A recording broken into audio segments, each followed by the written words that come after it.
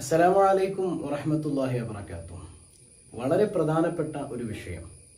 കഴിഞ്ഞ ദിവസം ഒരു സഹോദരി അവരുടെ സങ്കടം എന്നോട് പറയുകയുണ്ടായി. അവർക്ക് കല്യാണ ആലോചനകൾ ഇങ്ങനെ നടക്കുമ്പോൾ അവരുടെ ഭർത്താവ്, അതായത് ഇപ്പോഴത്തെ ഭർത്താവ്, അവരെ പെണ്ണ് കാണാൻ വരുന്നൊരു ഘട്ടമുണ്ടായിരുന്നു.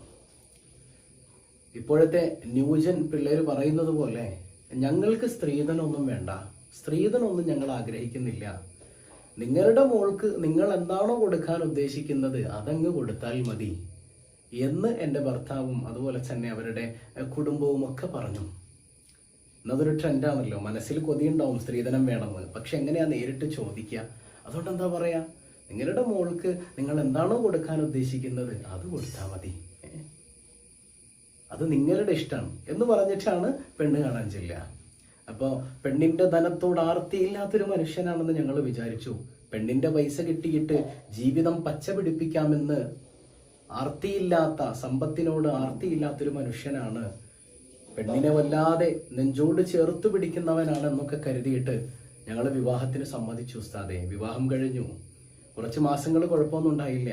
ഒരു വർഷത്തിനുള്ളിൽ എൻ്റെ അനുവാദമില്ലാതെ എൻ്റെ സ്വർണം അവർ തട്ടിയെടുത്തു. എന്നോട് ചോദിച്ചപ്പോൾ ഞാൻ പറഞ്ഞിട്ടുണ്ട്, എൻ്റെ ബാപ്പ ഒരുപാട് കഷ്ടപ്പെട്ടു, വെയിലത്ത് മൺകൊട്ട ചുമന്നിട്ടാണ് എൻ്റെ ബാപ്പ ഒരുപാട് കഷ്ടപ്പെട്ടിട്ടാണ് ഞങ്ങളെ നോക്കിയിട്ടുള്ളത്. ഈ അല്പം സ്വർണം എൻ്റെ ശരീരത്തിൽ കിടപ്പുണ്ടെങ്കിൽ ആ ബാപ്പയുടെ ചോരയുണ്ട് ആ സ്വർണത്തിലെന്ന് ഞാൻ പറഞ്ഞിട്ടുണ്ട്. അതുകൊണ്ട് എൻ്റെ ബാപ്പാനോടൊരു വാക്ക് ഞാൻ ചോദിച്ചോട്ടെ, നിങ്ങൾക്ക് തരൂല്ല എന്ന് ഞാൻ പറയണില്ല എന്ന് പറഞ്ഞപ്പോഴും എൻ്റെ ഭർത്താവും അതിലേറെ എൻ്റെ അമ്മായിയമ്മയും എന്നെ ഒരുപാട് ശകാരിച്ചു. എൻ്റെ ബാപ്പയെ കേട്ടാലറയ്ക്കുന്ന പച്ചത്തെറികൾ വിളിച്ചു ഉസ്താദേ എന്ന് പറഞ്ഞ് കരയുകയുണ്ടായി. ആ സ്വർണം അവർ തട്ടിയെടുത്തു. എന്താണ് ഇസ്ലാമിൽ ഇതിൻ്റെ വിധി? നിങ്ങളൊന്ന് ചിന്തിച്ചോക്കെ. നമ്മുടേതല്ലാത്ത സമ്പത്ത്, മറ്റൊരാള് സംതൃപ്തിയോടെ തരുന്നതല്ലാത്തൊരു സമ്പത്ത് നമ്മൾ തട്ടിയെടുക്കുകയാണ്. തനിച്ച ഹറാമാണത്. അതുകൊണ്ട് നിങ്ങൾ എന്ത് ചെയ്താലും പച്ച പിടിക്കാൻ പോണില്ല. ആ പെണ്ണിന്റെ കണ്ണുനീർ വീണ ആ സമ്പത്തിന് നിങ്ങൾക്കൊന്നും നേടിത്തരാൻ കഴിയില്ല. ചിലപ്പോഴൊക്കെ ചില വീടുകളിൽ കാണാം, സമ്പത്ത് സ്വർണം കുറവ് കൊണ്ടുവന്ന മരുമകളാണെങ്കിൽ അമ്മായിയമ്മ പറയും, നീ ആ ജോലിയൊക്കെ എടുത്തേടി വേണ്ടേ, ഇച്ചിരി കൂടുതൽ സ്വർണ്ണമൊക്കെ ഉള്ള പെണ്ണാണെങ്കിൽ മോള് പോയി അവൻ്റെ അടുത്തിരുന്നോ എന്ന് പറയുന്ന അമ്മായിയമ്മമാരുണ്ട്. ഈ ഒരു കാലഘട്ടത്തിലും ഇങ്ങനെ പ്രവർത്തിക്കുന്ന അമ്മായിയമ്മമാരൊക്കെ ഉണ്ടെങ്കിൽ നിങ്ങൾ ഏത് നൂറ്റാണ്ടിലാണ്? നിങ്ങൾ ഏത് ഇസ്ലാമിൻ്റെ വക്താക്കളാണ്? നിങ്ങൾ ഏത് ദീനിൻ്റെ ആളുകളാണ്?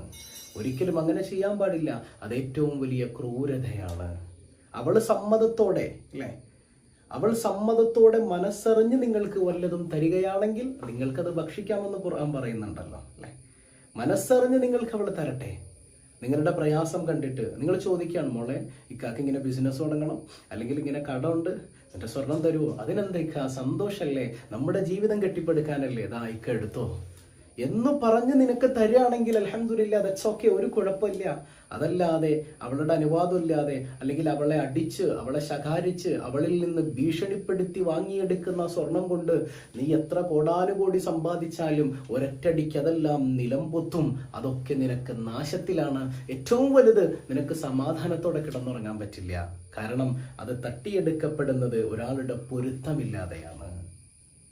അപ്പൊ എല്ലാവരുടെയും പൊരുത്തത്തോടുകൂടെ ജീവിക്കാൻ, ഭാര്യ ഭർത്തൃ ജീവിതത്തിൽ പരസ്പരമുള്ള പൊരുത്തവും സന്തോഷവും ഒക്കെ വേണം. അപ്പൊ ഈ ഒരു വിഷയം എല്ലാവരും മനസ്സിലാക്കണം. തനിച്ച ഹറാമാണ്. അത് നമുക്കോ നമ്മുടെ സന്താനങ്ങൾക്കോ കുടുംബത്തിനോ ഒരിക്കലും ഉപകരിക്കില്ല. അപ്പൊ സ്വർണത്തിന്റെ അളവ് നോക്കിയിട്ട് മരുമക്കളെ അളക്കാനും അമ്മായിയമ്മമാര് നിൽക്കേണ്ടതില്ല.